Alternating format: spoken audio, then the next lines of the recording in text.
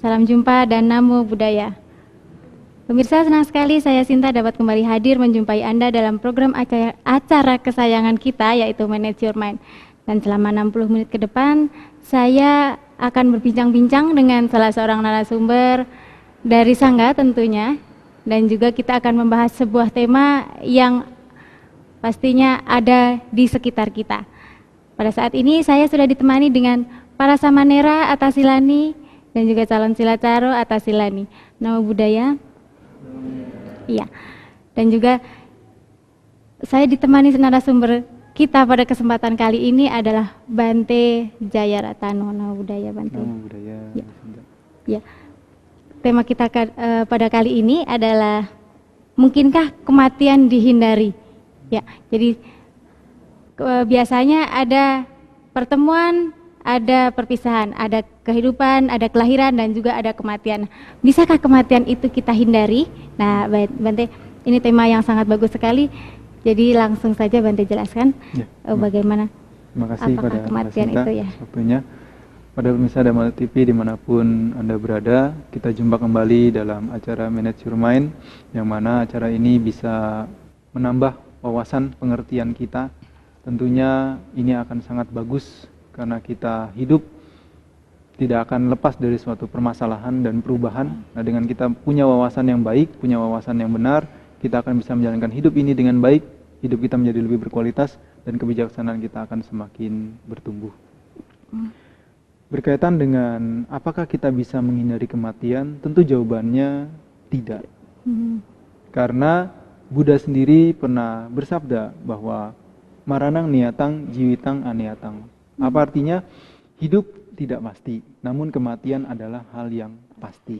Jadi secara umum bahwa kita tidak akan bisa menghindari kematian. Namun pengertian kematian di dalam Buddhis itu banyak sudut pandangnya. Di antaranya paling tidak kita bisa mengerti pengertian kematian itu ada 3 macam. Dengan istilah bahasa Dhammanya itu ada yang disebut sebagai kanika marana. Marana itu kematian. Kematian yang sekejap, kematian yang seketika, kematian yang sebentar. Yang tentu akan disusul dengan kelahiran. Seperti misalkan pada saat ini, menit ini, detik ini kita berada di ruangan ini. Berarti kita lahir di ruangan ini. Kemudian menit selanjutnya, detik selanjutnya kita keluar ruangan ini. Berarti kita mati di ruangan ini, lahir di ruangan yang selanjutnya. Itu kanika marana. Atau proses berpikir kita. Kan kita berpikir kan selalu berpikir gonta-ganti kan. Selalu muncul, berkembang, tenggelam, muncul, mundur. Itu kanika marana. Atau cara fisik kita. Kenapa kita mandi tiap hari?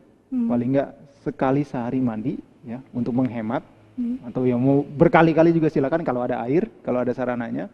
Tujuannya supaya kematian di tubuh kita ini tidak menjadikan suatu permasalahan yang lebih berat. Kenapa?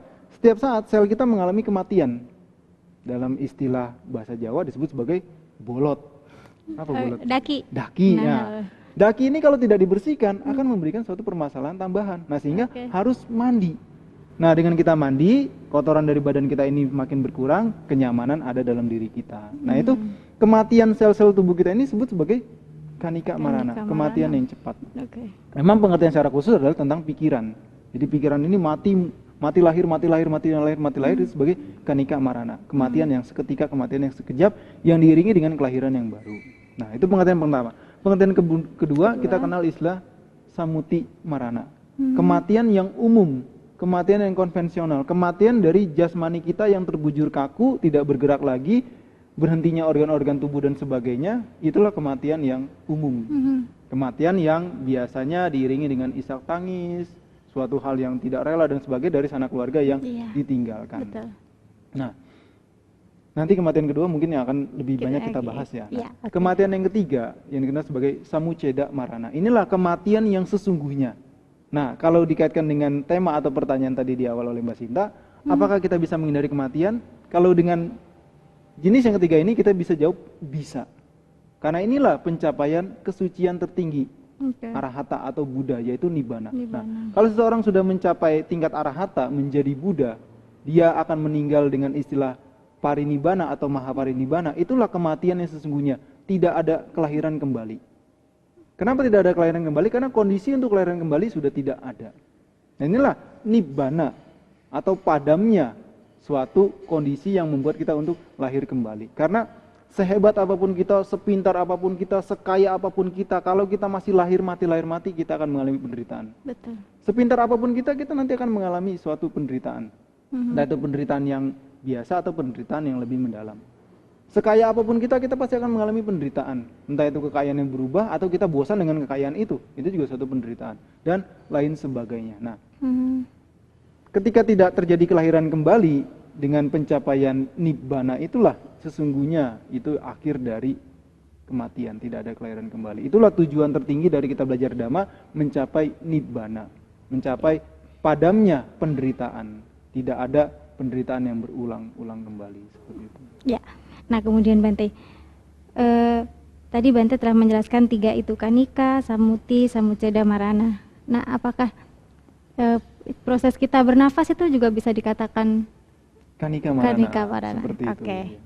Nah, kemudian setelah kita mati dalam artian yang Samuti Marana yang umum ya, itu kita bisa kemana saja? Nah, apakah ke surga atau ke neraka? Biasanya kan seperti itu, Bante. Secara Dhamma, sebelum orang itu mencapai arahata atau mencapai tingkat kebudaan, mencapai nibbana, tahu atau tidak tahu, mau atau tidak mau, suka atau tidak, dia akan lahir kembali. Kenapa? Kondisi, faktor-faktor, syarat-syarat yang dia miliki itu akan menyebabkan dia untuk lahir kembali. Kemana? Sesuai dengan perbuatannya. Semakin banyak kebajikan, dia akan terlahir di alam bahagia, yang disebut sebagai alam surga. Kalau dia kurang kebajikan, malah banyak keburukan, malah banyak perbuatan buruk, dia akan terlahir di alam yang menderita. Entah jadi makhluk-makhluk di alam menderita itu sesuai dengan kondisi dari perbuatannya seperti itu. Jadi ketika suatu makhluk itu meninggal, entah itu manusia, dewa, binatang, Brahma, dan makhluk apapun itu, selama dia belum mencapai tingkat arahata, belum mencapai kebudaan, belum mencapai nibbana, dia pasti akan lahir kembali. Kemana? Sesuai dengan perbuatannya. Ini sifatnya universal. Karena memang kondisi untuk apa yang ada dimilikinya itu mengondisikan dia untuk lahir kembali. Karena faktor-faktor untuk menyebabkan dia lahir kembali dia masih punya. Sedangkan arahat atau Buddha atau suatu makhluk yang mencapai nibbana itu, nah itu dia sudah tidak memiliki kondisi-kondisi atau faktor-faktor untuk lahir kembali seperti itu. Nah, apakah kalau misalnya begini Bante, seseorang itu meninggal kemudian terlahir lagi di dia memiliki timbunan karma baik yang banyak, akan tetapi dia juga tidak sedikit memiliki perbuatan buruk pada saat dia meninggal. Kan ada tuh ya Bante ya, yang biasanya kelihatan mukanya itu seperti tersenyum, seperti ketakutan, seperti sedih. Nah, apakah itu juga bisa menjadikan faktor bisa dilihat kemana dia yang meninggal itu akan dilahirkan, Bante? Secara umum bisa seperti itu, pertanda-pertanda yang ada di masyarakat yang sering dipercayai bahwa kalau orang tersenyum pasti lahir dalam bahagia. Ya gitu, Bante. Nanti di ruang jenazah tarik lagi biar senyum gitu. Tidak seperti itu. Jadi itu hanya pengertian secara umum saja, tidak mesti seperti itu. Makanya seperti orang meninggal kecelakaan, apakah dia kan seperti tragis ya? Apakah dia pasti terlahir dalam menderita? Tidak juga, karena kita tidak tahu kamanya. Nah, yang membuat orang itu terlahir di alam mana, menderita atau bahagia adalah dari kama yang dia lakukan. Semakin banyak kebajikan, potensi besar, peluang besar dia terlahir di alam bahagia. Semakin kurang kebajikan, banyak keburukan, nah potensi besar dia terlahir di alam yang menderita. Jadi yang membuat dia terlahir kembali di alam mana adalah perbuatannya dia, bukan hanya fisiknya saja. Apakah pikiran seorang yang akan meninggal juga menentukan dia terlahir di alam mana? Menjadi salah satu faktor. Nah, nanti lama sebentarnya tergantung yang istilah masyarakat itu disebut akumulasi. Jadi misalnya gini, ada si A, contoh si A ini dia kurang berbuat kebajikan karena mungkin wawasannya tidak cukup atau mungkin dia juga kurang yakin tentang kebajikan, manfaat dan sebagainya itu. Kemudian ketika dia menjelang meninggal, dia disarankan untuk berpikir yang baik, untuk berpikir yang positif, untuk pikir-pikir yang bahagia. Dia lakukan. Nah, hal itu memang menjadi kondisi dia terlahir di alam bahagia. Namun, karena kekuatan kebajikannya itu kurang, ya contoh sederhananya dia misalnya menjadi dewa atau menjadi dewi gitu ya. Nah, terlahir di sana. Nah, karena kekuatan kama baiknya kurang, ketika dia mau makan, keburu mati. Karena kebajikannya kurang untuk mengkondisikan dia lama lagi di alam tersebut seperti itu. Jadi, yang membuat lama sebentarnya suatu makhluk itu terlahir di suatu alam adalah perbuatannya. Seperti misalkan contoh, ada orang yang terlahir di keluarga yang kaya raya secara ekonomi, kecukupan. Namun karena karma baiknya dia kurang menunjang dari segi yang lain, dia terlahir di keluarga kaya namun usianya pendek. Seperti itu. Jadi kembali karma itu adalah ke masing-masing pribadi atau individu yang melakukan. Iya. Nanti kita tahan sebentar. Pemirsa, jangan pindahkan channel televisi Anda karena Manage Your Mind akan segera kembali.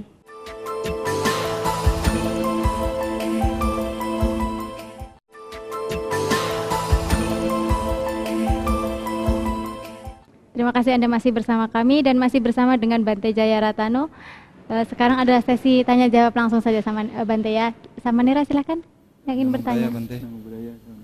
Ya mengenai tema kematian ini, kalau di masyarakat memang cukup tabu dibicarakan karena banyak yang takut kalau bicara tentang kematian gitu. Dan seperti kita ketahui bahwa kematian ini bisa datang kapan saja. Sehingga kebanyakan orang kan takut yang mengalami kematian. Nah, oleh karena itu yang saya tanyakan Bante, apakah hal-hal yang perlu kita persiapkan secara bijak dalam hidup ini sehingga kita dalam mengalami kematian ini, dalam menghadapi kematian, kita tidak terlalu takut lah seperti itu dalam menerima atau menghadapi kematian ini. Terima kasih Bante. Ya, makasih Samanera atas pertanyaannya. Seringkali diberikan suatu perumpamaan atau contoh supaya lebih jelas. Layaknya kita menghadapi suatu kematian atau alam selanjutnya. Seperti kalau kita ingin pergi ke suatu tempat, entah itu keluar kota atau keluar negeri, hal dasar yang harus kita adakan adalah pengadaan misalkan ya akomodasi, bekal makanan, biaya dan sebagainya. Jadi itu yang paling pertama harus kita juga adakan.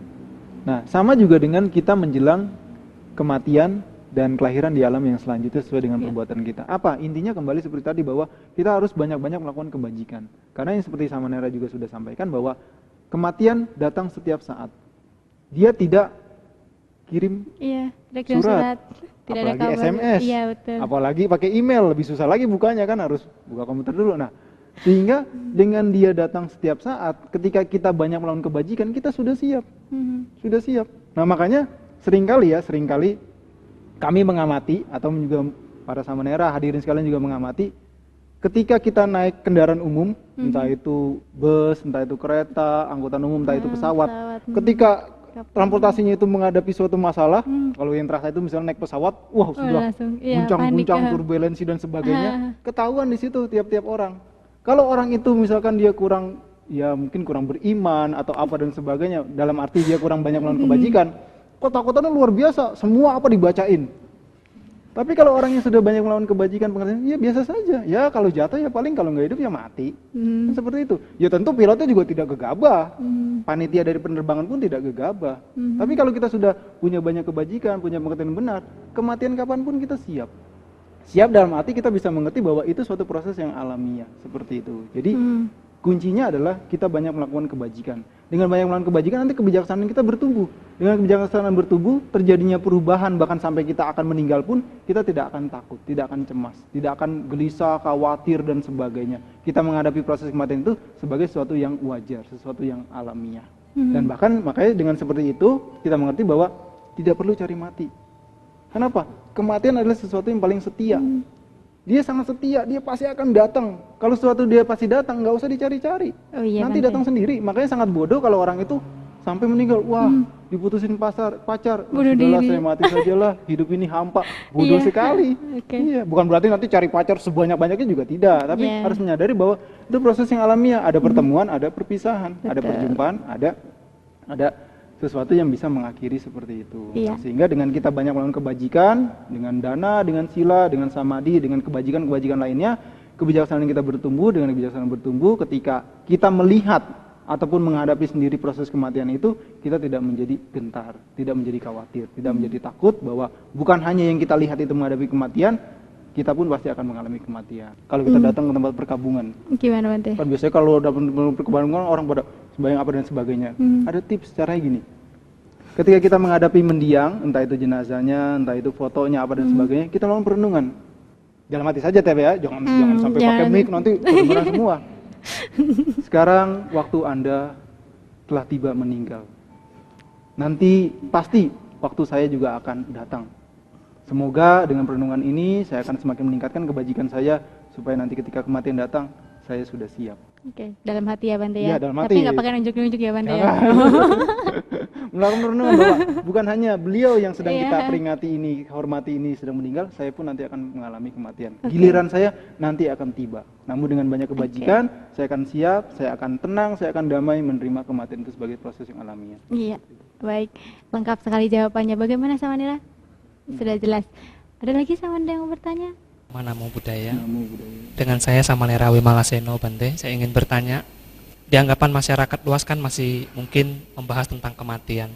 Mereka menganggap bahwa orang yang kehidupannya banyak berbuat kebajikan itu kenapa umurnya kok pendek sekali Bante. Sedangkan dia ini kok banyak berbuat baik kok cepat meninggalnya begitu. Sedangkan orang yang jahat kok malah umurnya masih Mati-mati panjang gitu ya. begitu, kok matinya lama begitu kan. Nah, menurut pandangan Buddhis, anggapan seperti ini bagaimana Bante agar Iya. tidak terjadi pandangan yang keliru Bante? Iya, makasih, bagus sekali. Ini Bante. anggapan di masyarakat tapi dipercayai. Iya. Namun kurang tepat, kurang bijaksana. Karena kalau beranggapan seperti itu bisa bahaya. Bahayanya apa? Nah kalau begitu, bayi yang baru lahir kita matiin aja. Iya. Iya, kan nanti dia jadi orang baik. Tidak seperti itu. Jadi maksudnya itu nanti kembali dari banyak faktor. Kenapa orang usianya panjang? Mungkin ya, kemungkinan ya, karena memang sesuatunya itu belum pasti, karena memang harus diteliti dengan detail. Orang yang jahat tapi usianya panjang, ada kemungkinan di kehidupan sebelumnya dia suka Berbuat menyelamatkan kehidupan. Oke. Dia suka berdana kehidupan, dia misalkan suka membuat orang yang tadinya sakit menjadi sehat dan sebagainya. Jadi kondisi-kondisi kesehatan, kondisi-kondisi panjang umur dia munculkan. Sehingga dia punya usia yang panjang. Oke. Dia bisa merawat kesehatannya walaupun perbuatan dia memang saat ini kurang baik. Bukan dianggapan masyarakat, wah orang jahat itu usianya panjang supaya sadar. Ya kalau nggak sadar-sadar banyak perbuatan buruk terus yang dilakukan Iya, dong, betul, seperti itu. betul, Tidak betul, seperti betul. itu. Itu suatu anggapan umum di masyarakat namun kurang sesuai, kurang pas. Jadi orang yang baik usianya pendek karena memang kekuatan usia dia atau masa hidup dia pada saat itu memang pendek. Nah, lalu bagaimana supaya kita tidak tahu nih panjang apa pendek usia kita? Nah, tentunya yang diharapkan memang usia panjang, sehat, sehingga apa? Dengan usia panjang dan sehat itu kita bisa banyak melakukan kebajikan. Gimana caranya? Ya berbuat kebajikan. Nah, khususnya secara khusus untuk memperpanjang usia, memang ada secara khusus bagaimana cara untuk bisa kita panjang umur adalah dengan cara seperti tadi, yaitu berdana kehidupan. Kita menunjang kesehatan baik bagi diri kita sendiri maupun bagi pihak lain. Misalkan ada orang sakit, kita kunjungi. Tidak mesti kita bawa obat atau bawa oleh-oleh, kita hibur. Dengan kita datang itu sudah menghibur orang yang sedang sakit. Kemudian kita punya obat yang cocok, kita berikan kepada mereka yang sakit. Ada makhluk yang sedang teraniaya, terancam bahaya atau bahkan mau terbunuh, kita selamatkan dan sebagainya. Itu hal-hal yang menunjang usia menjadi panjang. Seperti itu. Jadi itu memang anggapan umum di masyarakat namun tidak seperti itu. Karena kalau beranggapan seperti itu, ya nanti untuk kedepannya tidak baik, tidak bagus, karena akan membuat suatu pandangan keliru lainnya yang bisa terjadi. Seperti itu. Ya. Bagaimana Samanira? Sudah jelas? Ada lagi yang mau bertanya? Silahkan. Nah, budaya. Dan yang kedua dari saya sama agak seno, ini mengenai kematian juga. Secara umum, secara konvensional, seorang mengetahui kematian itu dari kelahiran, hidup dan mati. Dua hal, hidup dan mati. Tetapi dalam agama Buddha kan diketahui bahwa proses kematian adalah dan kehidupan adalah sebuah daur ulang.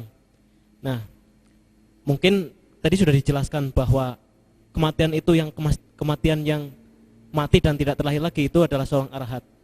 Dan pertanyaan saya, apakah bisa diketahui dari mana awal kehidupan yang pertama kalinya?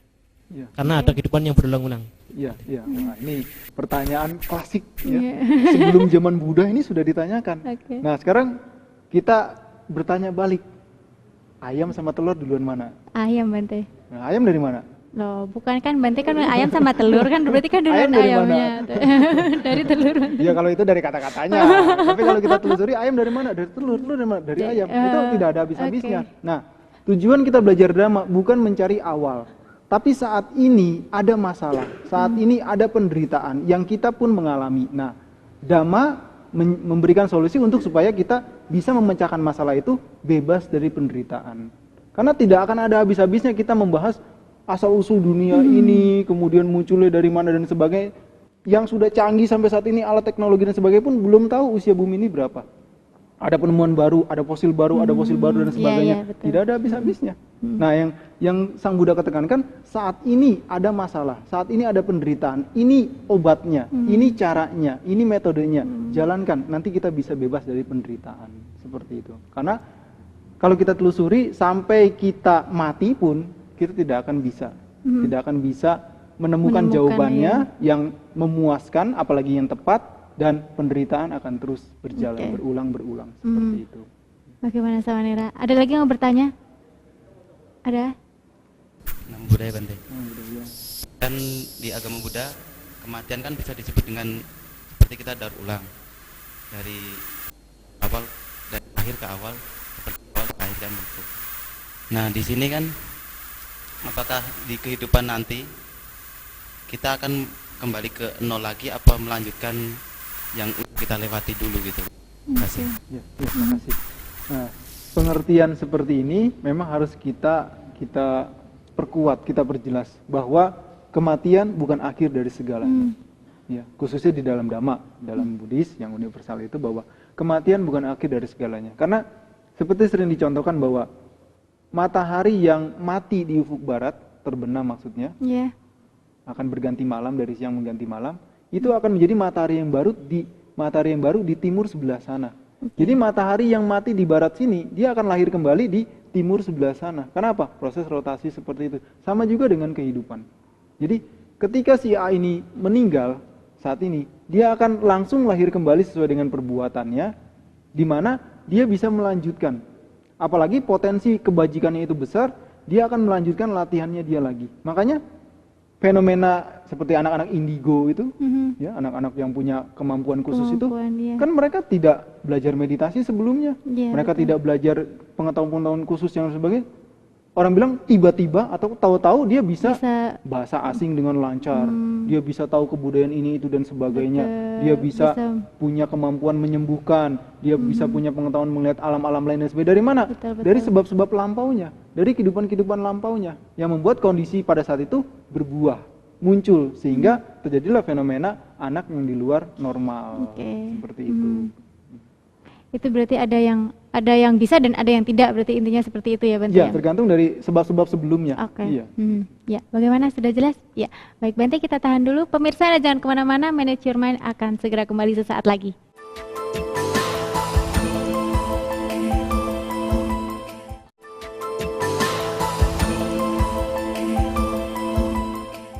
Masih di program acara Manage Your Mind, pemirsa, baik, langsung saja kita lanjutkan perbincangan kita pada kesempatan kali ini. Langsung saja, tadi ada yang ingin bertanya, sepertinya, silakan. Nama budaya.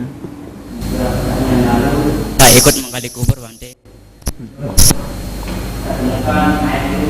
Anggota tubuhnya masih utuh dan data.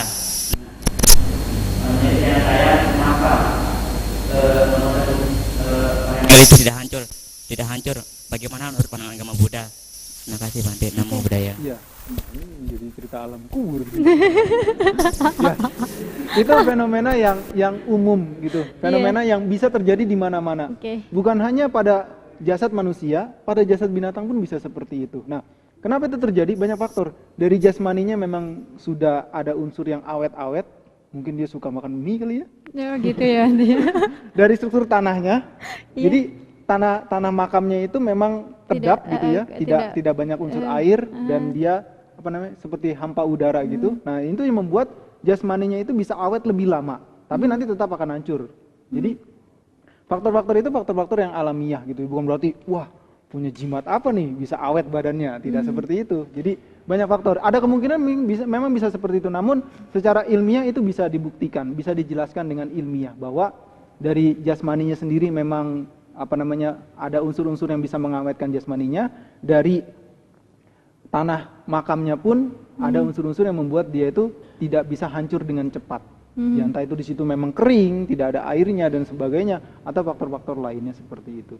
Jadi itu sesuatu yang alamiah. Tidak mendadak wow kalau jasmani orang ini awet pasti dia orang baik, tidak. Pasti dia orang suci, tidak seperti itu. Iya, karena ini hanya sebagai apa ya? Sebagai seperti pakaian, ya, seperti pakaian. Kalau Ada dalam yang- Buddhis itu jasmani kita ini seperti pakaian bekas kalau kita sudah mati. Jadi dalam Dhamma jasmani seseorang atau suatu makhluk ketika meninggal itu seperti gombal, seperti pakaian bekas. Mau diapakan saja boleh, namun sesuai dengan budaya adat setempat. Misalkan kalau ada setempat misalkan di situ biasa dikremasi, ya tidak apa-apa dikremasi, diperabukan. Kalau kebiasaan di situ adalah di makam, tidak apa-apa di makam. Kalau kebiasaan di situ misalkan di situ para pelaut, para orang-orang yang hidupnya di tengah di laut. air gitu dan sebagainya. Jasmani dilarung di laut, ya tidak apa-apa. Atau diangin-anginkan begitu saja, ditaruh digeletakkan di bawah pohon, juga tidak apa-apa. Karena dalam Dhamma bahwa tubuh jasmani orang yang sudah meninggal itu seperti pakaian bekas. Nah, alangkah baiknya kalau pakaian bekas ini bisa digunakan lagi, misalkan didonorkan. Ya Didonorkan betul. organ tubuhnya, ya tentu atas izin keluarganya yang tahu seperti itu. Jadi sudah mati pun masih bisa berbuat baik, dan itu sudah banyak dilakukan oleh masyarakat luas. Iya, Jadi dia betul. sudah bikin wasiat, kalau nanti kalau dia meninggal, kornea matanya silakan diambil, ginjalnya silakan diambil, dan tentu mengikuti prosedur persyaratan yang ditentukan oleh pihak Ya, panitia oke. seperti itu. Iya. Jadi dengan seperti itu bahwa untuk jasmani tidak masalah mau diapakan saja. Bahkan di beberapa budaya itu kalau bagi kita mungkin sadis, dikasih makan binatang, itu tidak masalah. Asalkan budaya di tempat seperti itu memang seperti itu. Tapi kalau kita, misalkan saya bikin wasiat, nanti kalau saya mati tolong kasih makan ikan di balik kambang, yo jangan. Tidak umum, nanti heboh, nanti ramai. Jadi orang melihatnya aneh dan sebagainya, walaupun tidak mengapa. Nah, itulah kebijaksanaan kita melihat di mana situasi itu berada, kita bisa mengikuti menyesuaikan sesuai dengan Dhamma. Seperti itu. Oke, bagaimana? Sudah jelas? Ya. Ada Tasilani atau Masih ada? ada sama ya Tasilani dulu. Calon Tasilani ya silahkan. Sebelumnya namo buddhaya. Iya. Begini Bante, misalkan ada seorang bayi yang lahir, kemudian bayi tersebut meninggal pada saat dilahirkan. Nah, ada orang atau kebanyakan orang menganggap bahwa bayi yang lahir kemudian meninggal itu meninggal secara suci karena tidak pernah melakukan perbuatan buruk dan bisa masuk surga. Nah, yang ingin saya tanyakan, apakah dalam agama Buddha bayi yang meninggal pada saat baru dilahirkan itu menjamin bisa lahir kembali di alam yang lebih bahagia? Terima kasih. Yang tadi sudah dibahas kan Iya, sedikit tadi tadi ya. sedikit sudah dibahas. Justru kalau seseorang itu usianya pendek, berarti ada sebab-sebab yang kurang baik sebelumnya. Nah, makanya kalau suatu makhluk, misalkan bayi itu lahir kemudian meninggal, berarti pada saat itu dia sedang memetik karma buruk yang berat. Karena normalnya orang hidup itu misalkan kan ada rata-rata. Ada rata-rata misalkan 75, 100 dan sebagainya. Kalau dia tidak di antara rata-rata, di bawah atau di atas, berarti ada sebab-sebab yang lebih. Yang Misalkan kalau dia usianya pendek, berarti sebab-sebabnya itu kurang baik. Tapi kalau dia lebih dari rata-rata, berarti sebab-sebabnya adalah yang baik, yang membuat dia panjang usia, seperti itu. Jadi kalau dianggapan masyarakat bahwa bayi lahir kemudian meninggal dia suci, nah sesungguhnya itu tidak tepat. Karena apa? Kalau seperti itu ya nanti ramai-ramai lah. Iya, membunuh bayi yang baru lahir. Terus dikondisikan meninggal dengan cara apa ya? Tidak seperti itu. Oke. Tapi secara Dhamma malah kalau ada suatu makhluk lahir kemudian tidak lama dia meninggal, berarti dia karma baiknya kurang mendukung sehingga usianya menjadi pendek. Oke. Seperti itu. Iya, bagaimana sudah terjawab? Ada lagi yang mau bertanya? Iya. Namo Buddhaya. Saya mau menanyakan, kalau di dalam agama tetangga kita itu kan kalau mau menjelang mati itu kan dibisikkan sama saudaranya ke hal-hal yang baik atau positif gitu agar terlahir di alam yang bahagia. Namun kalau misalnya orang itu melakukan perbuatan jahat, apakah dia juga bisa terlahir di alam yang bahagia? Kalau menurut agama Buddha itu bagaimana, Banti? Misalnya kalau agama Buddha itu mau meninggal, orang yang beragama Buddha mau meninggal lalu dibisikkan atau suruh menyebut habisata babantu sukitata. Namun dalam kehidupannya itu melakukan perbuatan yang kurang baik atau tidak baik, apakah bisa mengkondisikan orang tersebut untuk terlahir di alam yang lebih bahagia? Terima kasih. Asalkan ya, tadi sedikit sudah kita bahas juga. Iya, tadi di Asalkan ketika pikiran menjelang dia kusala, positif, baik, bisa memang mengkondisikan dia terlahir di alam yang baik. Bisa. Namun kembali nanti adalah kekuatan dari kama. Dan kama itu berkaitan dengan karakter, kebiasaan. perilaku, tabiat, watak sifatnya. Nah, kalau orang itu sifatnya jelek, dikondisikan baik, sulit. Sebaliknya kalau orang itu sifatnya baik, sifatnya bagus, luhur, dikondisikan jelek, sulit. Nah, kembali ke kebiasaan, ke karakternya. Nah, kalau memang dia misalkan kurang baik, kemudian ketika meninggal dia dikondisikan menjadi baik, dan memang dia bisa bertahan dengan pikiran baik itu ketika meninggal, memang terlihat di alam baik. Namun, di sana biasanya tidak lama. Tidak lama. Kenapa? Kekuatan kebaikannya itu kurang. Sehingga seperti tadi fenomena bayi yang lahir kemudian meninggal. Karena tidak normal. Harusnya kan usianya rata-rata kan. Misalkan usianya berapa puluh tahun, namun ini hanya beberapa jam atau beberapa hari seperti itu. Memang bisa dikondisikan, namun nanti lama sebentarnya tergantung dari kekuatan karma baik yang dia miliki seperti itu. Ya. Bagaimana? Ya. Nah, ada lagi yang mau bertanya?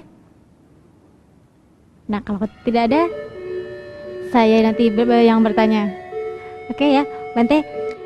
Biasanya kita ini tadi kan untuk kita sendiri yang meninggal ya. Kita meninggal, kita bisa mengkondisikan lah. Nah, bagaimana dengan orang-orang di sekeliling kita, misalnya keluarga?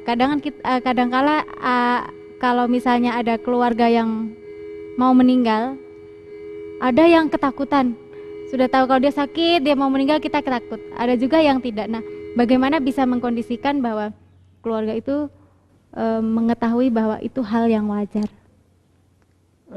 Sekarang begini yang sering terjadi. Entah dia ketakutan atau tidak ketakutan, kita upayakan kondisi yang baik.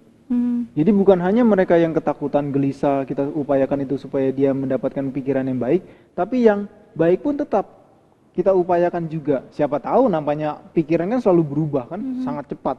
Siapa tahu dia bisa berpikir yang buruk seperti itu. Nah, namun bagi mereka yang sudah seimbang, sudah kokoh, itu mau diapain, misalkan orang pikirannya sudah seimbang ya, sudah kokoh, sudah bijaksana, sudah luar biasa. Dia dikondisikan jelek pun dia tidak akan terpengaruh, tidak akan bergeming. Nah, itulah manfaat dari latihan, manfaat dari karakter, manfaat dari kebiasaan yang baik seperti itu. Jadi kembali bahwa karakter, kebiasaan, watak itu tidak bisa ditipu. Jadi dia akan kembali sesuai dengan habitatnya, tabiatnya, kebiasaannya seperti itu. Sehingga adakanlah kebiasaan-kebiasaan yang baik supaya nanti perbuatan kita, pikiran kita menjelang ajal pun juga menjadi baik. Nah, perlu tidak kita mengkondisikan keluarga kita bahwa ayo kita sama-sama mengkondisikan saudara kita yang mau meninggal, jadi agar dia terlahir di alam yang lebih baik. Perlukah kita melakukan hal seperti itu? Perlu, namun dengan batas yang wajar-wajar saja, ya, dengan batas yang normal, dalam arti maksudnya tidak sampai dipaksa gitu kan. Ada yang sampai dipaksa dan sebagainya. Ya karena memang dia tidak mampu, ya apa boleh buat. Yang penting selama kita merawat itu ya kita seperti berdialog, berkomunikasi supaya biarlah fisiknya yang sakit, biarlah badannya ini yang sakit, yang menderita dan sebagainya, tapi pikirannya jangan ikut sakit. Nah, kebanyakan kan orang kan jasmaninya sakit, pikirannya ikut sakit, itu yang 2 kali sakit.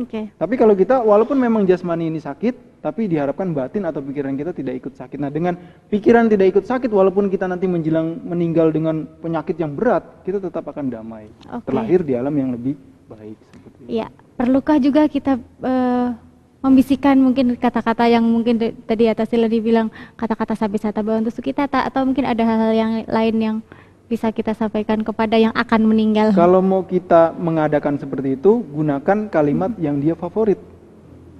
Contohnya? Ya tanya sebelumnya, gitu. atau kita tahu gitu. Kadang kita kan juga tidak tahu tuh, atau ya. kita tahu kan, karena mungkin kita keluarga dekat kan. Jadi jangan yang asing. Kalau yang asing ini apa? Apalagi yang mungkin dia sukanya keroncong, dikasih rock and roll. Wah, pengang kupingnya, stres malah nanti terlahir di alam yang kurang baik seperti itu. Jadi yang paling bagus adalah kebiasaan dia. Kesukaan dia, hobinya dia, favoritnya dia. Oh, misalkan dia suka berdana ke wihara, misalkan contohnya kalau dia Buddhis, ingat-ingat, kita dulu sama-sama berbuat baik, dana wihara, dana pindapata, dana ini dan sebagainya. Nah, itu memunculkan pikiran-pikiran dia yang baik, pikiran positif, sehingga ketika dia meninggal dengan pikiran yang baik. Iya, baik. Nanti kita break dulu, Bante ya. Pemirsa, Anda jangan kemana-mana. Manage Your Mind akan segera kembali saat lagi.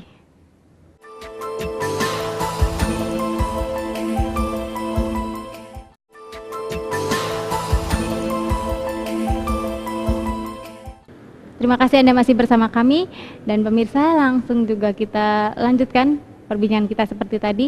Langsung saja ada sebuah pertanyaan dari Samanera, silahkan tadi yang ingin bertanya. Beberapa waktu yang lalu saya membaca di berita itu ada berita tentang seorang wanita yang meninggal, usianya belum, ya dikatakan paruh baya lah, belum terlalu tua. Namun setelah dia meninggal kurang lebih 3 jam gitu kan. Nah setelah dia dimasukkan ke peti, karena waktu mau diangkat, dimakamkan, lalu petinya itu digedor-gedor dari dalam. Ternyata si wanita hidup lagi.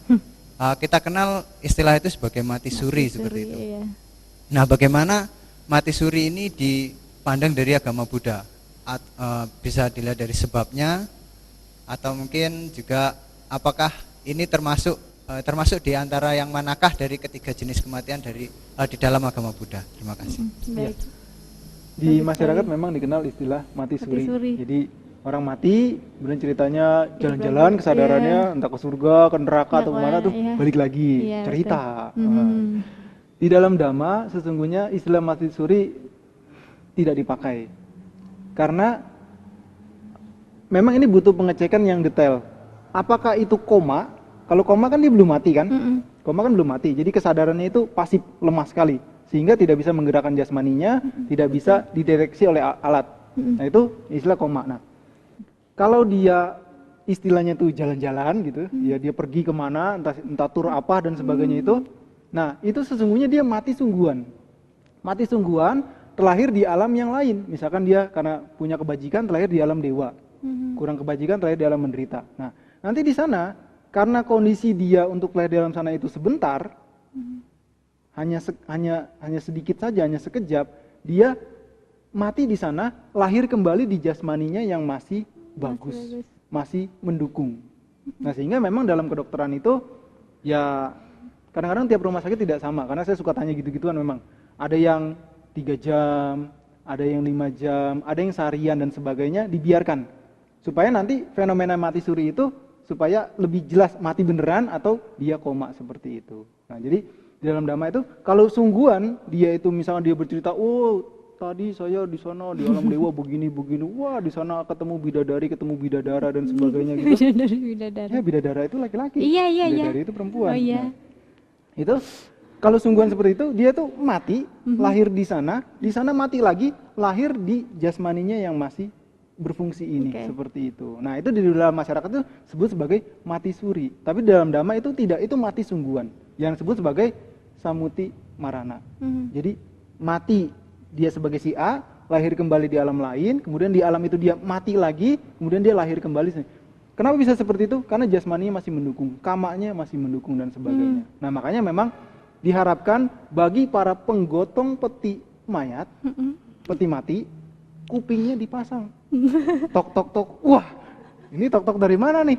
Bunyi SMS apa bunyi dari dalam peti? Nah, dicek kalau dari dalam, wah berarti ini ada kemungkinan orangnya hidup kembali. Ya, orang bilang tuh hidup kembali seperti itu. Jadi itu memang di masyarakat bisa terjadi seperti itu. Nah, di masyarakat dikenal sebagai istilah mati suri. Tapi di dalam Dhamma, kalau dia tidak koma itu mati sungguhan. Mati sungguhan dia lahir di alam lain, kemudian di alam lain dia mati lagi, kemudian lahir kembali di jasmaninya yang masih mendukung. Terkadang jasmaninya tidak mendukung, ya mati sungguhan. Dalam arti tidak lahir kembali jasmani karena mungkin jasmani sudah diburu digoreng, dikremasi misalkan, atau di apalah gitu yang sudah tidak memungkinkan jasmaninya itu untuk dipakai kembali. Makanya kesepakatan rumah sakit atau kesepakatan medis itu macam-macam. Ada yang beberapa jam, ada yang sampai belasan jam, ada yang sampai seharian, mayatnya itu dibiarkan gitu. Iya biasanya. Supaya nanti lebih tegas mati sungguhan atau hanya koma dan lain sebagainya seperti itu. Bagaimana sama sudah jelas? Ya. Nah, Bante, biasanya di kepercayaan tetangga kita, biasanya orang yang meninggal itu sudah dijemput oleh apalah itu namanya yang disebut mungkin demit atau apalah itu saya tidak tahu. Apakah di agama Buddha juga ada seperti itu, Bante? Tidak, itu hanya budaya saja. Hanya kebudayaan yang kuno, yang sangat kuno itu ya sampai sekarang masih ada dan sampai yang akan datang. Dan tiap-tiap tempat itu punya ciri khas masing-masing yang intinya sama. Jadi mereka punya kepercayaan bahwa orang meninggal itu dalam tanda kutip rohnya, arwahnya itu, ingsunnya itu, sukmanya itu dijemput, nanti biar dianterin supaya nggak salah jalan gitu. Dianterin misalnya menuju ke persidangan atau apalah gitu, nanti ditimbang baik buruknya apa dan sebagainya, hakim memutuskan. Nah itu budaya. Secara dhamma tidak seperti itu. Jadi seketika makhluk itu meninggal, dia langsung lahir kembali. Kemana? Sesuai dengan perbuatannya. Jadi tidak ada alam menunggu. Tidak ada nanti kamu antrian sekian, nunggu dulu ya. Oh, tidak seperti itu. Tapi langsung lahir kembali sesuai dengan. Nah, fenomena yang orang bilang menunggu gentayangan itu fenomena demit. Fenomena setan yang kelaparan, peta. Jadi fenomena setan kelaparan atau demit itulah yang dianggapan masyarakat itu roh atau jiwa yang gentayangan. Padahal dia makhluk baru karena kurang jasa kebajikan, lahir jadi demit. Nah, tugas kita adalah membantu mereka dengan berbuat kebajikan atas nama mereka, disebut sebagai patidana atau pelimpahan jasa, bukan diusir, bukan ditangkap, karena mereka sanak keluarga famili kita yang kurang jasa kebajikan lahir sebagai demit. Gitu. Nah, kalau misalnya kita sebagai keluarga juga Bante ya, kita sebagai keluarga mungkin kita tidak tahu kita harus apa, mungkin tadi patidana itu bagi yang tahu. Nah, bagi yang tidak tahu ini bagaimana Bante? Ya, bagi yang tidak tahu mungkin selamatan gitu ya, selamatan. Tapi kalau dia pengertiannya kurang, ya si mendiang itu yang sudah menjadi demit atau makhluk peta itu, ya dia tidak mendapat simpati gitu, tidak diajak ikut senang. Ya bahasa gampangnya tidak diundang gitu. Dalam arti tidak diajarkan tentang bagaimana ikut berbahagia, bermudita cita, ikut senang dengan kebajikan yang dilakukan oleh sanak keluarganya. Makanya Buddha pun pernah berkhotbah bahwa sanak keluarga melakukan pesta, makan-makan dan sebagainya dengan sangat meriah, tetapi melupakan mereka yang sudah meninggal. Betul. Kalau kita yang sudah mengerti, kita melakukan seperti itu, kita berbuat jasa atas nama si mendiang, atas nama si makhluk yang menderita seperti itu. Jadi bukan mereka itu dia anggapan masyarakat bahwa demit itu mengganggu, demit ini begini, begitu dan sebagainya. Tidak, itu hanya cerita-cerita saja yang tidak ada kebenarannya. Yang sesungguhnya adalah mereka makhluk menderita yang patut dibantu dengan berbuat kebajikan atas nama mereka. Jadi selamatan yang biasa tradisinya dilakukan adalah selamatan itu diperbolehkan atau tidak Bante? Diperbolehkan selama tidak ada pelanggaran sila. Jadi dhamma itu dasarnya adalah bagaimana aturan dan moralitas, keseimbangan, harmonisasi manusia dengan alam itu tetap dipegang. Jadi selamatan apapun itu bentuknya dan sebagai kenduri, selama itu tidak melanggar sila, tidak membuat pihak lain, makhluk lain itu teraniaya atau terbunuh, silakan dilakukan. Lebih-lebih dia mengerti bagaimana selamatan itu ditujukan untuk berbuat baik kepada mendiang. Iya. Baik. Ya Bante, waktunya juga sudah tidak cukup, tidak memungkinkan lagi kita untuk berbincang-bincang tentang tema kita pada kesempatan kali ini. Silakan langsung saja Bante sampaikan pesan-pesan kepada pemirsa yang ada di rumah. Ya, pemirsa sekalian dimanapun Anda berada, kita menyadari dan kita mengetahui bahwa kematian itu adalah sesuatu yang sangat pasti. Dan kita pun memahami bahwa sebanyak apapun harta yang kita miliki, ketika kita meninggal tidak ada sepeser pun yang kita bawa. Tetapi sebaliknya, perbuatan baik atau perbuatan buruk itulah yang akan kita bawa dalam kehidupan kita yang selanjutnya. Oleh karena itu, karena kematian adalah sesuatu hal yang sangat pasti, kita tidak perlu mencari-carinya, tidak perlu membuat atau mengadakannya. Biarkan dia datang secara alamiah, sesuai dengan kondisi-kondisi yang ada. Tugas kita yang saat ini belum mati, belum meninggal, gunakanlah waktu dan kesempatan itu dengan sebaik-baiknya, supaya perbuatan kita semakin baik dan kebijaksanaan kita bertumbuh, sehingga kita pun bisa sedikit demi sedikit merealisasi jalan kesucian. Ketika kita bisa mencapai kesucian, mencapai nibbana, mencapai tingkatan arahata, disitulah kita tidak akan terlahir kembali. Dan disitulah kematian yang sesungguhnya. Dan padamnya penderitaan itulah tujuan kita belajar dhamma dan mempraktikkan dhamma. Iya, baik. Terima kasih banyak Bante atas waktunya, Samanera, atas Silani dan juga para hadirin sekalian. Dan pemirsa, demikianlah Manage Your Mind pada kesempatan kali ini. Semoga tayangan ini dapat bermanfaat bagi Anda dan keluarga. Jangan lupa saksikan terus Manage Your Mind pada hari dan jam yang sama. Saya Sinta dan seluruh kerabat kerja yang bertugas undur diri dari hadapan Anda. Terima kasih atas perhatiannya. Mind is not everything, but everything is from mind. So manage your mind. Sabisata Bawantu Sukitata, semoga semua makhluk berbahagia. Sadu, sadu, sadu.